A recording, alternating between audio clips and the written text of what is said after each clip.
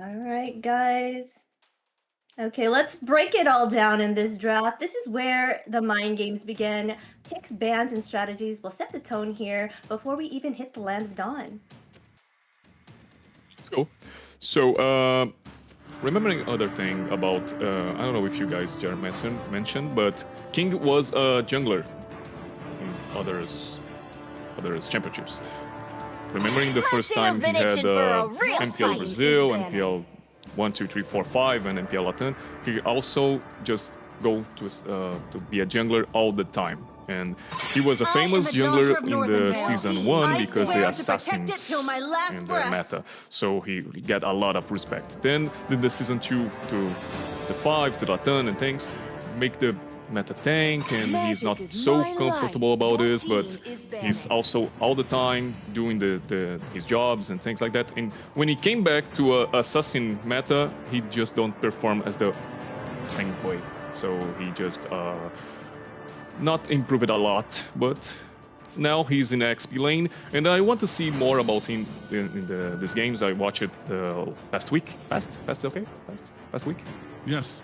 Okay, past week, and he's good, but I'm also need to see more to judge him because it's my work. Okay, I judge people. Yes. It's really interesting that you bring that up because being a former jungle player, he's going to have that experience, so he knows what, especially when it comes to a lot of these. As an XP laner, I want to say a lot of your priority goes into that first turtle.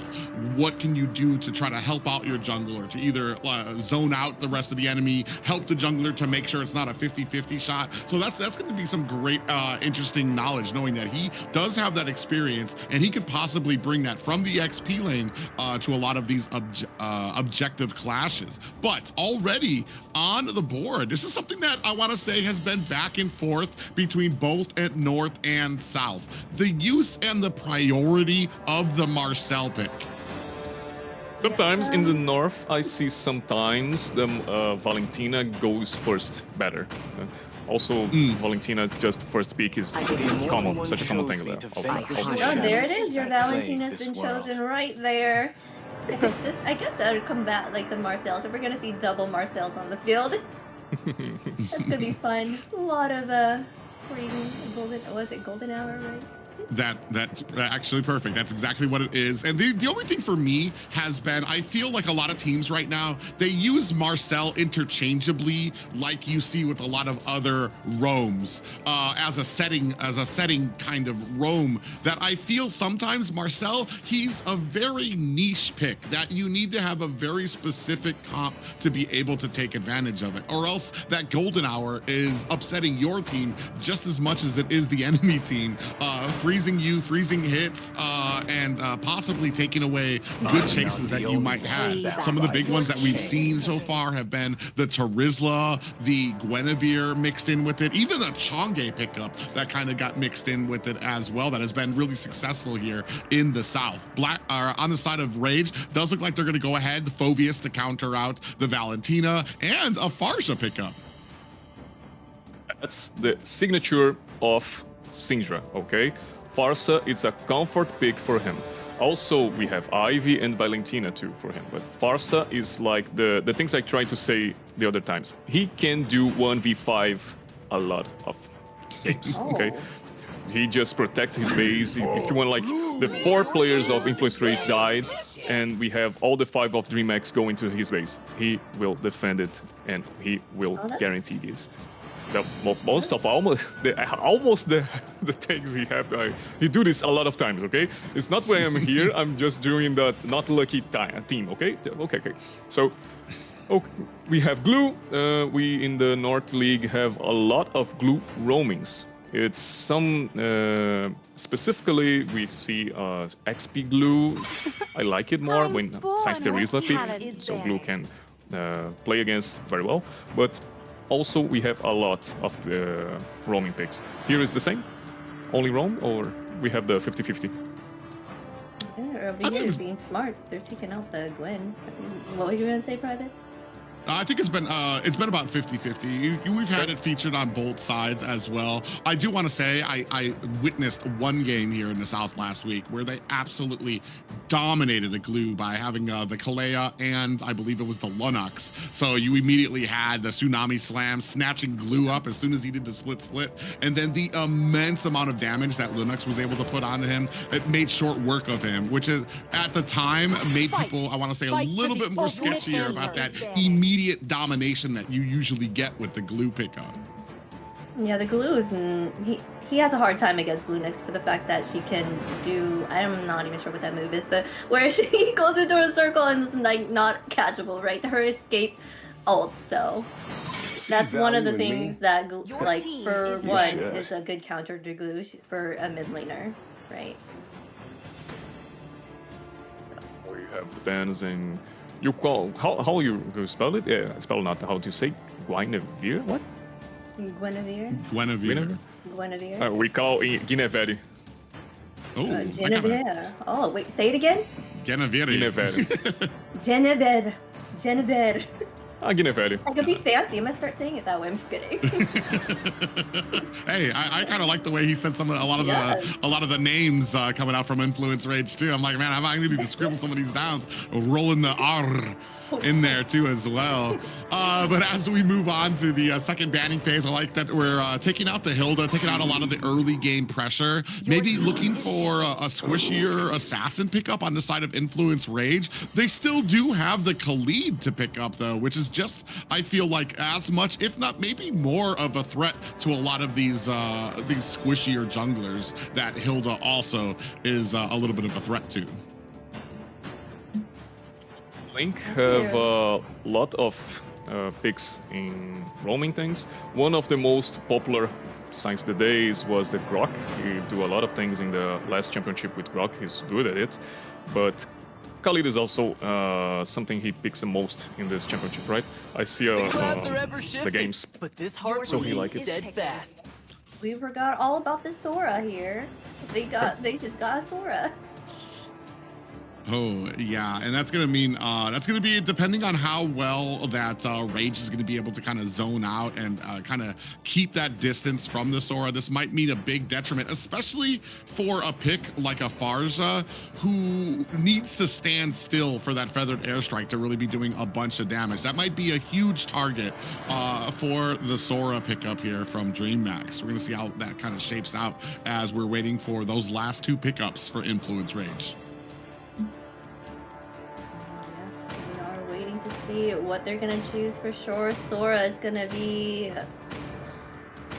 the Experience real royalty in a dead they were really smart in picking that up. And oh, here we go. We have Granger and Leo. I was thinking about Granger because he married as well with Marcel. All the ultimate things and the skill shots, so he can do this animation different about them, the two of them. So the Leomord, we have a more systematic thing. He's a good soldier. He making front with the Polvius is good. Can I say in my English the name of heroes? Because I'm the slayer of oh yes, sometimes of course, I just like Leomord is so good. Polvius is a really nice fighter. So they have this early game front and for level 4, he's so strong, but don't have the tank, the officially tank. It's something they can just be not so good at the middle of the ending game. So Glue have this situation, and I like it. Obsidia. Yeah. Yeah, for me, I agree with you too, especially you've got a Marcel on your team. He's not exactly the tank's tank when it comes to having a front line, but hopefully that's kind of in line with having that golden hour from him that you can use to possibly freeze the line, have a bunch of Feathered Airstrikes, have a bunch of Rhapsodies coming down from the Granger as well to really pour on the damage when that ultimate ends. But we're going to go ahead and get right into it as you see the lineups here. I think it was me, right? That was me? No? Go ahead. Maybe? You can please say my name, just for Just for Oh yeah, well good. Well, we're Okay. about to get right into this, ladies and gentlemen. It's going to be Influence Rage in their first match, taking on a DreamMax. How do you like these drafts here, Henrique? Let's go. Let's see how it works. Let's get into Rumble, boys. And I like it a lot to see the Rage doing the laning phase heroes to get depression. And we know that Valentina has the strongest momentum because of level changing, the passive, and the lifesteal. So it's good for her to just being aggressive. Syndra have the most ranged hero to receive in this 1v1 situation, but also we have Steffi, who's not the best 2v2 in the lane because Blue is also so strong. But wait.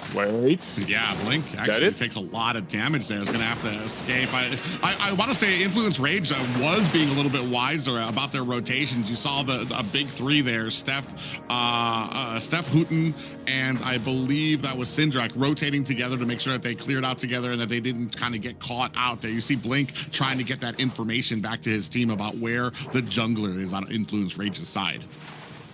That duel is so strong because we have Syndra with also have a CC and Marcel with Steph have a more CC, and then there's just like a chain CC to all this, and Hotum to just call it Barbiel. Is right? Barbiel for you guys? Or not? That's exactly what it is. That's the name of his horse, Barbiel, to come in and rain damage onto them. Because I forget, sometimes we have the tradition and they just change names, so I don't know if the real Mario is staying for YouTube, but okay, that's it. First turtle, boys, let's go! Yeah, they're gonna go ahead and start, and there is the Phantom Steed coming in, but it doesn't stop Jumpstyle from being able to capture up the first turtle.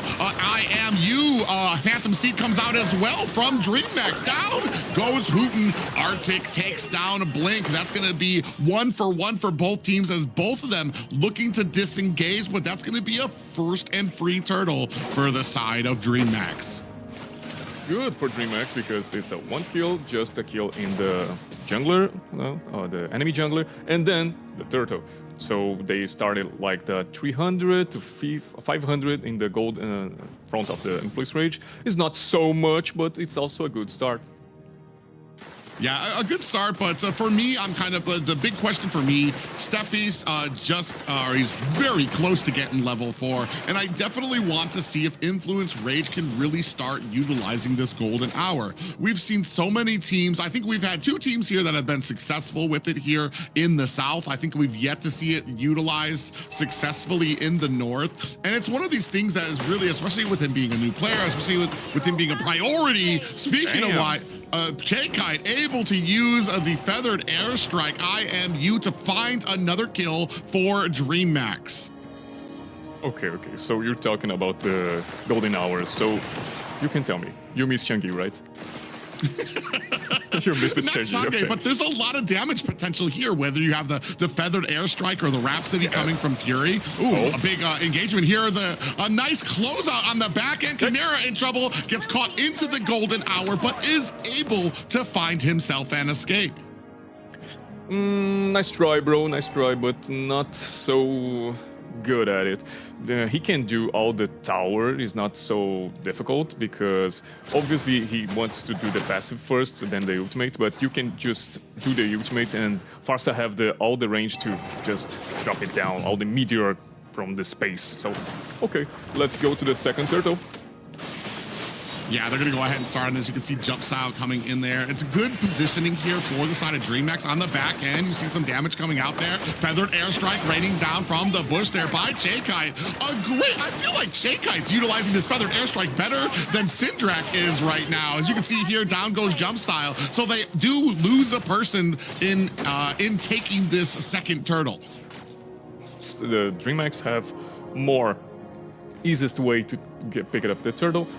2 kills more, also in the Arctic. Arctic is suffering a lot. Remember, he's one of the frontliners in this game. He is a soldier. Remember, he just got a new buff in this patch. Also have the more items in the life items, turn more shield from his passive. So it's good, but not for this game, I think. Because Blink is so boring to play against just because it's blue. Yeah, just a lot of damage that comes out there. We do have a nice golden hour there to freeze up Blink on. He's still going to be able to capture him. He's going to go ahead and use that split, but he's got that ultimate landing on top of Stephanie. Fury doesn't even care. He unloaded a Rhapsody onto his teammate with the glue on top of his head, but they were able to find the kill onto Blink. Okay, that's new. That's something different we see here, but okay, it's a kill, And remember, if Furry gets a kill, it's better for the Influence Rage, just for the things he do. Chimera just take the first tower of the game. That's, sorry, for the second for the DreamMax Sports. That's good.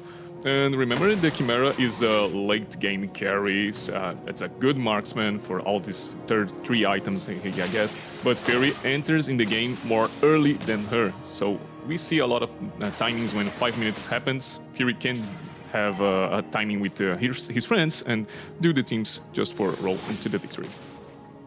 Yeah, right now I feel like Fury's a good source right now for Influence Rage to kind of be building on. They want to get him farmed up, make sure that he's gonna be able to do the damage that he needs. The only problem here for me on the side of Influence Rage is the kind of synergy that he's having. Syndrak really hasn't been able to get a good amount of suppressive fire during a lot of these engagements, and it feels like DreamMax, their positioning is it's very good when it comes to a lot of these objectives, especially when it comes to using the IMU. They're able to use their own feathered airstrike in here to really kind of hold off Influence Rage. As we're starting up on the third turtle of the game, see a bit of pressure coming in through the mid lane. They actually reset it. It looks like DreamMax actually wants this fight. They're going to go in onto Arctic, who's having a bit of trouble here, using that demonic slam, and he's going to get taken out there. Jump style finds the kill there. Feathered airstrike from Syndrak to try to help out is not enough. You can see Fury and Steffi waiting at that bush, that pixel bush, looking for a little bit of an engagement here. In comes King, and there is the value you get from a sword. Those shifting skies coming in, down goes Fury as the rest of DreamMax push into enemy lines and now into the mid tower. Okay, I don't know if I am the strangest people here, the strangest person, because I see this and why this need to go right, because it's a 4v5 situation. I know we have a Marcel doing the ultimate things, but alone, like no one will check the grass. Okay. Remember, I need to say to you guys, where is the step grass? It's close to the king right now. But more I call it the pixel bush right there that you get right next to the opening for the turtle pit or the lord pit right there. As we're talking about that, Steph in here is going to come against 5 members here. Arctic and Syndrak on the backside. We do have a golden hour out there. Is that going to be enough? They still get the lord, and Blink takes a few shots from a feathered airstrike as well. Barbiel's out for Hooten, looking for a kill. Blink is on the run, trying to come in with that ultimate, but Fury able to finish the job. In comes the Sora pickup there. King mounting up some damage, able to take down Fury again. Arctic down for the count as well. That is 4 down for Influence Rage. That's my boy, that's King. Never in my life I said King is not a good explainer, okay? I just say I want to see him more, okay?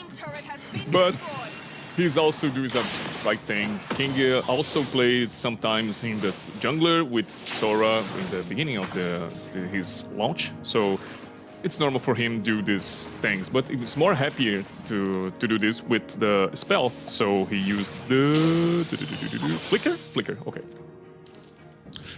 And you were talking about his expertise as a jungler, and something that I brought up before too is that he understands what to do to support his jungler in that Lord pit too. Immediately, twice went to the back line, found Fury, and took out Influence's Rage's biggest point of damage thus far. Syndrak has been having a little bit of trouble trying to get in.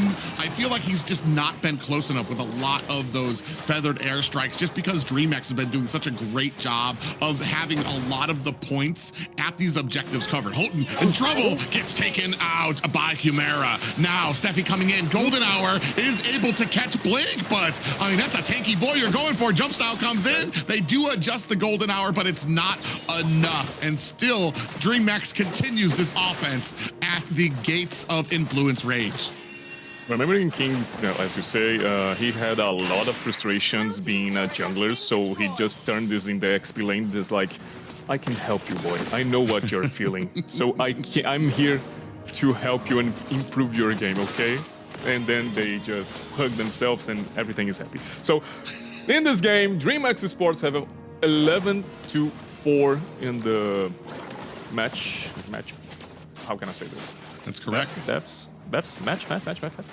Yes, the match. You think this? Because I'm saying these things and like this is not sounds to be the right way to do this. But okay, so we have this 11 kills for DreamMax is good. We have 6 towers and by 1, and Influence Rage just not showing the early game I said they needed.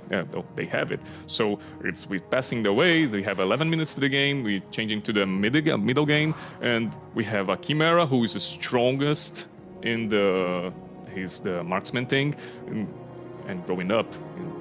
We've seen this in other games, and it's too late to cry when the Chimeras pick it up his 4 out of 2-5 item, okay?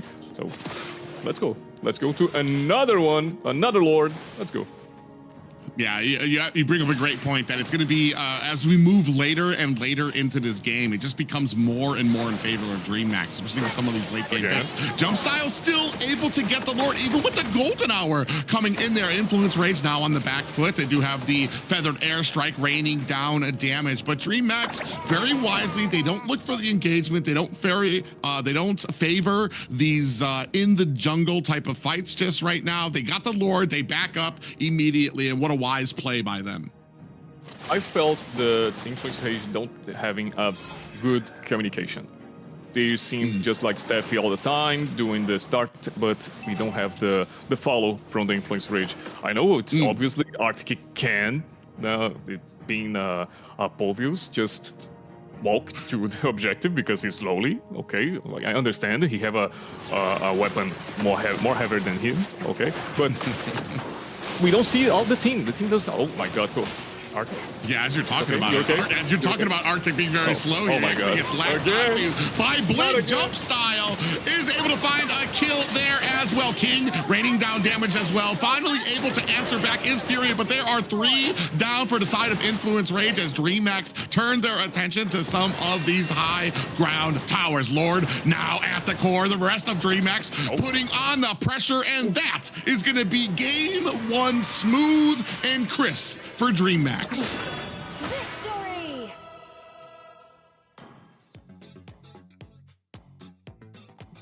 Wow, what a quick game. DreamMax, apparently I was wrong, and DreamMax is the one that has this energy right now. They were taking out those objectives at first and making sure that they claimed that, and then they dominated the field right after that, not giving any breathing room to Influence Rage. Yeah, I mean, you were talking about their synergy and especially about the picks, the later and later that they got. You were talking about the marksman pick up there, just going to get more and more dangerous for them, Enrique.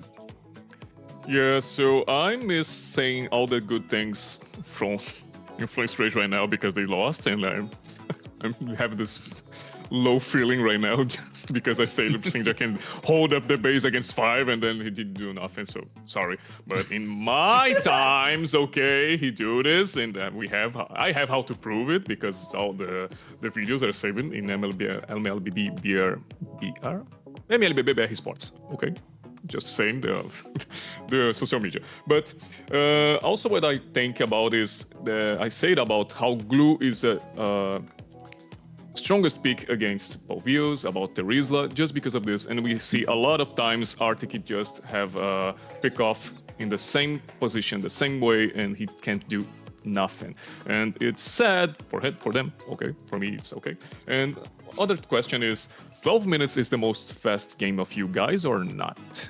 We have more. Not the most fast. I think that we've had a few games that went a little faster, but I think in the summation of how dominant it was, it kind of felt pretty fast, just probably because Offensive-wise, I think we saw a little bit from Fury. He was able to get some of those kills. He was able to get the kill on the Blink. I remember that very specifically, but most of the game was basically a statement coming over from the side of DreamMax, who had a very dominant for most of it. Makes part. And I miss the tank ones. Okay, I miss the tank from the Influence Rage. I say 2 soldiers, 2 fighters is good for the early game, but when we see how Blink goes to this glue thing, all the tank items, we've seen a lot of shots during his ultimate token from allies, but in the end, we know how strong the pick are and the difference he can do in the game. Yes, all that CC from DreamMax side was really hard to deal with the fact that they had Sora and was it Valentina to steal Marcel's ult, and that I think in itself was hard for Influence Rage to deal with. Oh, and also beating a dead horse here, the Marcel pickup. Oh no, Barbio? No, yeah, but I mean, Barbio too suffered a little bit there as well. But like, it started right from the beginning as they went to engage into the bottom lane, and they caught Chimera, and Chimera kind of was sandwiched in between the tower and the golden hour, and then he remembered, oh, I can just dive into the golden hour and I'll be safe, and he was able to get himself out of harm's way. As we take a look here at the stats, I mean, we talked about it before when it comes to DreamMax. Chaikai, Chimera, Chaikai 2-0-7, Chimera 2-0-7, a great game for them, but as you talked about, the dominance of Blink on this Flix, Enrique. 10k gold, we have the difference, and I seen Rage items and they like miss like 2 or 3 items when we see the DreamMax like goes to the last item or just finish the build. So we see how the pressure is, since the early game, this is so intense, and also why they just do this fast. 7-1 in towers, 2-0 in lords, and the turtle don't need the third one, so okay, she's will be alright. Yeah, but ladies and gentlemen, let's go ahead and take a look at what kind of got us here, some of the team fights for these highlights as well. Like I was saying, it felt like Blink was just having a great game, but here, this is an example of that feathered airstrike coming from the side of Syndrak was having trouble, to the point that Chaikai felt like they were utilizing that feathered airstrike even better than they were. King doing a great job of trying to force out the rest of the team there on the back end. Fury Fury had, it didn't matter that glue was on his team member. He immediately started dispersing justice for him. And here, like another feathered airstrike, and the DreamMax was able to get to zone out there as well. They were able to kind of come back, try to catch the team, but I mean, it felt like you talked about it before when it came to having the Marcel on your team, Steph, it felt like the rest of Influence Rage was just not prepared for a lot of those engagements. Miscommunication, it's all I can thank for all we've seen from this game, and I think they can do better in the second one. So, right, and of course, behind every big win is a standout performance. Let's take a moment to highlight our MVP player right here. 509 KDA, 35.3k total damage. He was doing an amazing job with Sora. We got King here. Yeah. Yeah, and you talked about it. He's a former jungler turned into the XP laner, and he knew exactly what he needed to do to support his team through these engagements. And I love also, I have my hard MVP for Chai, because she's doing the best of the Valentina way, because she also have the best ultimate than your own hero. So she can just destroy the game using this, because I miss a lot